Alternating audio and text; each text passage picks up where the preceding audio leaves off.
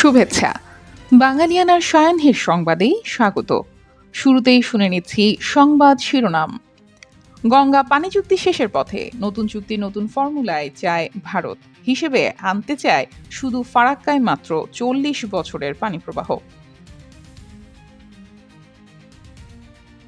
মধ্যপ্রাচ্যের ভূ রাজনৈতিক ছায়া চট্টগ্রামে। আমিরাত সৌদির বৈরিতার প্রভাবে দুই দেশের কোম্পানি নেমেছে টার্মিনাল পাওয়ার প্রতিযোগিতায়। বিশ্বজুড়ে খাদ্য ঝুঁকিতে থাকা মানুষের ২/৩ ১০ দেশের। এই তালিকায় আছে বাংলাদেশও। এবার অন্যান্য সংবাদের সঙ্গে বিস্তারিত।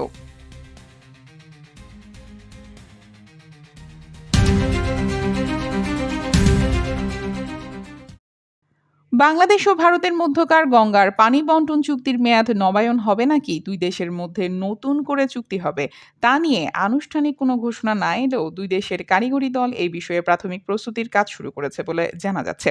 আর এই প্রস্তুতির মধ্যেই অনানুষ্ঠানিকভাবে ভারতের দিক থেকে নতুন চুক্তির ক্ষেত্রে নতুন ফর্মুলার কথা বলা হচ্ছে, যেটিকে বাংলাদেশের পানি সম্পদ বিশেষজ্ঞরা অযৌক্তিক বলে মনে করছেন। তারা এও বলছেন যে ভারতের দিক থেকে নতুন করে যেসব বক্তব্য আসছে তাতে চুক্তি নবায়নের বিষয়টি সংকটের মুখে পড়তে পারে। গঙ্গার পানি বন্টন চুক্তির নবায়ন কিংবা নতুন চুক্তির প্রাথমিক প্রস্তুতি শুরু হয়েছে কিনা এমন প্রশ্নের জবাবে পানি সম্পদ মন্ত্রণালয়ের মন্ত্রী শহীদ উদ্দিন চৌধুরী অ্যানি জানিয়েছেন যে সরকার এই বিষয়ে একটি বিশেষজ্ঞ কমিটি গঠন করেছে। গঙ্গার পানি বন্টন চুক্তির মেয়াদ চলতি বছর ডিসেম্বরেই শেষ হচ্ছে। ফারাক্কা বাঁধ চালু হওয়ার ২ দশকেরও বেশি সময় পর ১৯৯৬ সালে ভারত ও বাংলাদেশ ৩০ বছর মেয়াদী ওই চুক্তি সম্পাদন করেছিল। পানি বন্টন চুক্তিতে বলা হয়েছে বাংলাদেশ ও ভারত কী পরিমাণ পানি পাবে সেটা নির্ভর করবে উজানে বৃষ্টিপাতের পরিমাণ, পানির প্রবাহ ও গতিবেগের উপর। চুক্তিতে বলা হয়েছিল নদীতে ৭০,০০০ কিউসেক বা তার কম পানি থাকলে দুই দেশ সমান সমান পানি ভাগ করে নেবে। পানির পরিমাণ ৭০,০০০ কিউসেক থেকে ৭৫,০০০ কিউসেক হলে ৪০,০০০ কিউসেক পাবে বাংলাদেশ। অবশিষ্ট প্রবাহিত হবে ভারতে। আবার নদীর পানি প্রবাহ যদি ৭৫,০০০ কিউসেক বা তার বেশি হয় তাহলে ৪০,০০০ কিউসেক পানি পাবে ভারত। অবশিষ্ট পানি প্রবাহিত হবে বাংলাদেশে।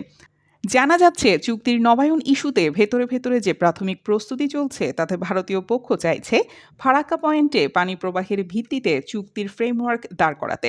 অন্যদিকে ফারাক্কা পয়েন্টে পানির গড় প্রবাহ কম থাকায় বাংলাদেশ চাইছে পুরো নদীর পানি প্রবাহকে বিবেচনায় নিয়ে পানি ভাগাভাগি করতে।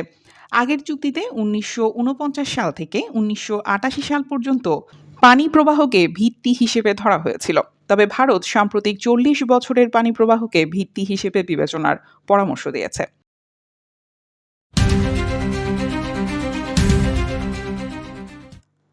চট্টগ্রাম বন্দরের চিটাগং কন্টেইনার টার্মিনাল সিসিটি পরিচালনার ব্যবসা পেতে এবার সরাসরি প্রতিযোগিতায় নেমেছে মধ্যপ্রাচ্যের দুই শক্তিশালী দেশ সংযুক্ত আরব আমিরাত ও সৌদি আরব। টার্মিনাল দীর্ঘমেয়াদে পরিচালনার জন্য প্রস্তাব দিয়েছে দুবাই ভিত্তিক ডিপি ওয়ার্ল্ড এবং সৌদি আরবের Red Sea Gateway Terminals RSGT। এই প্রতিযোগিতায় যুক্ত হয়েছে দেশীয় বহুজাতিক প্রতিষ্ঠান MGH গ্রুপও। গত ৮ এপ্রিল দুবাইয়ে অনুষ্ঠিত বাংলাদেশ দুবাই প্ল্যাটফর্ম সভায় সিসিটি পরিচালনার প্রস্তাব দেয় দুবাই সরকারের মালিকানাধীন ডিপি ওয়ার্ল্ড। এর ২ সপ্তাহ পর ২২ এপ্রিল সৌদি আরবের সরকারি বেসরকারি যৌথ মালিকানাধীন RSGT একই টার্মিনাল পরিচালনার জন্য আনুষ্ঠানিক প্রস্তাব জমা দিয়েছে। এতদিন পর্যন্ত দুই দেশ চট্টগ্রাম বন্দরের পৃথক দুটি টার্মিনাল ঘিরে আগ্রহ দেখালেও এবারই প্রথম একই টার্মিনালকে কেন্দ্র করে তাদের প্রতিযোগিতা প্রকাশ্য রূপ নিল। এর মধ্যে ২০২৪ সালে সৌদি আরবের RSGT পতেঙ্গা কন্টেইনার টার্মিনাল ২২ বছরের জন্য পরিচালনার দায়িত্ব পায়। অন্যদিকে new mooring container terminal NCTDP ওয়ার্ল্ডের হাতে ইজারা দেওয়ার প্রক্রিয়া এখনও চলমান। মধ্যপ্রাচ্যের ভূরাজনীতিতে সৌদি আমিরাত দ্বন্দ্ব এখন প্রকাশ্যে। দেশ দুটি প্রায় সব ক্ষেত্রেই একে অপরের মুখোমুখি অবস্থানে রয়েছে। পহেলা মে সৌদি নেতৃত্বাধীন তেল রপ্তানিকারক দেশগুলোর জোট ওপেক থেকে বেরিয়ে গেছে সংযুক্ত আরব আমিরাত। বন্দর সংশ্লিষ্ট ব্যক্তিরা বলছেন এই প্রতিযোগিতা শুধু বন্দর ব্যবসার নয়, বরং মধ্যপ্রাচ্যের ভূরাজনৈতিক প্রস্তাব বিস্তারের অংশ।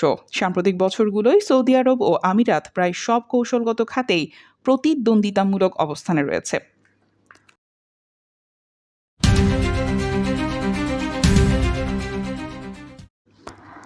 বিশ্বজুড়ে খাদ্য সংকটের মানচিত্র ক্রমে আরও উদ্বেগজনক হয়ে উঠছে। যুদ্ধ, জলবায়ু পরিবর্তন, মূল্যস্ফীতি, দারিদ্র্য ও বৈশ্বিক অর্থনৈতিক অস্থিরতার মধ্যে কোটি কোটি মানুষ খাদ্য নিরাপত্তাহীনতার ঝুঁকিতে পড়েছে। এই সংকটের সবচেয়ে বড় চাপ বহন করছে মাত্র ১০টি দেশ।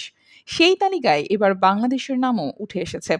জাতিসংঘ সমর্থিত global report on food crisis ২০২৫-এ বলা হয়েছে, বিশ্বে তীব্র খাদ্য নিরাপত্তাহীনতায় থাকা মানুষের ২/৩ অবস্থান আফগানিস্তান, বাংলাদেশ, গণতান্ত্রিক কঙ্গো প্রজাতন্ত্র, মিয়ানমার, নাইজেরিয়া, পাকিস্তান, দক্ষিণ সুদান, সুদান, সিরিয়া ও ইয়েমেনে।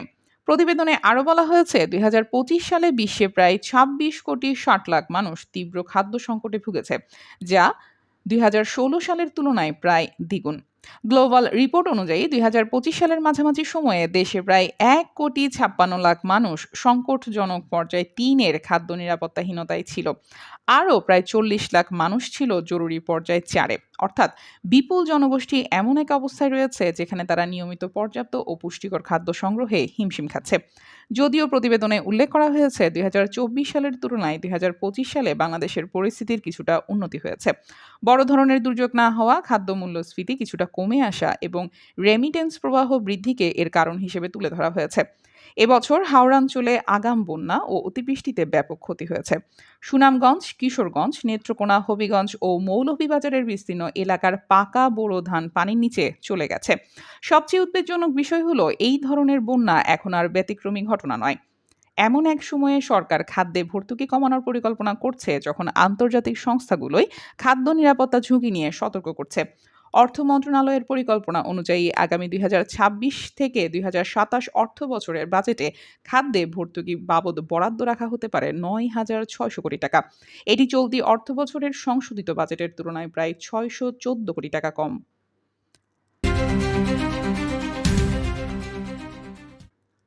চীনের প্রেসিডেন্ট শি জিনপিং এর সঙ্গে ২ দিনের হাই প্রোফাইল শীর্ষ বৈঠক শেষ করার পরপরই তাইওয়ানের স্বাধীনতা প্রসঙ্গে বড় ধরনের সতর্কবার্তা দিয়েছেন মার্কিন প্রেসিডেন্ট ডোনাল্ড ট্রাম্প। তিনি স্বশাসিত এই দ্বীপটিকে আনুষ্ঠানিকভাবে স্বাধীনতা ঘোষণা না করার আহ্বান জানিয়েছেন। বেইজিংয়ে চীনের প্রেসিডেন্টের সঙ্গে বৈঠক শেষে ১৫ই মে মার্কিন সংবাদ মাধ্যম ফক্স নিউজকে দেওয়া এক সাক্ষাৎকারে তিনি এই কথা বলেন। তাইওয়ানের প্রেসিডেন্ট লাই চিং-তে আগেই জানিয়েছেন, তাইওয়ান নিজেকে একটি সার্বভৌম রাষ্ট্র হিসেবে বিবেচনা করে, তাই আলাদা করে স্বাধীনতা ঘোষণার প্রয়োজন নেই। চীন তাইওয়ানকে নিজেদের অংশ হিসেবে দাবি করে এবং প্রয়োজনে শক্তি প্রয়োগের ইঙ্গিতও দিয়ে আসছে। এবার শুনে নিচ্ছি বাঙালিয়ানার বাণিজ্য সংবাদ।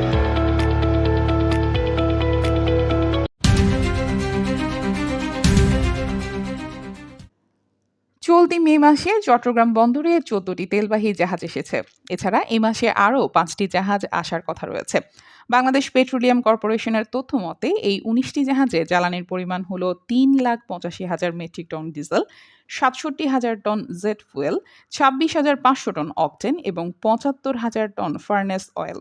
বিপিসির মহাব্যবস্থাপক মোহাম্মদ জাহিদ হোসাইন গণমাধ্যমকে বলেন, এখন পর্যন্ত ১৪টি তেলবাহী জাহাজ দেশে এসেছে। এই মাসের বাকি দিনগুলোতে আরও ৫টি জাহাজ চট্টগ্রাম বন্দরে নোঙর করবে। এবার শুনে নিচ্ছি বাঙালিয়ানার ক্রীড়া সংবাদ।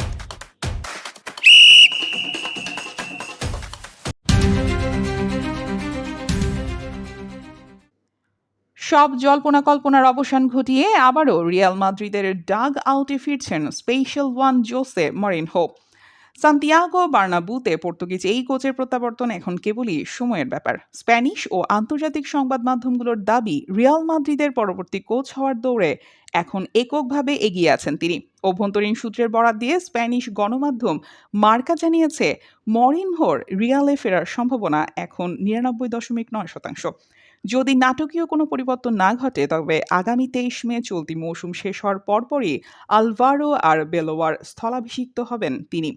কিছুদিন আগেও রিয়ালের পরবর্তী কোচ হিসেবে মাউরিসিও পচেত্তিনো কিংবা দিদিয়ের দেশমের মতো নামগুলো আলোচনায় ছিল। তবে সাম্প্রতিক সময়ে রিয়ালের ড্রেসিং রুমের অভ্যন্তরীণ বিশৃঙ্খলা পুরো দৃশ্যপট বদলে দিয়েছে। বাঙালিয়ানার সায়াহ্নের সংবাদ শেষ হলো। ধন্যবাদ।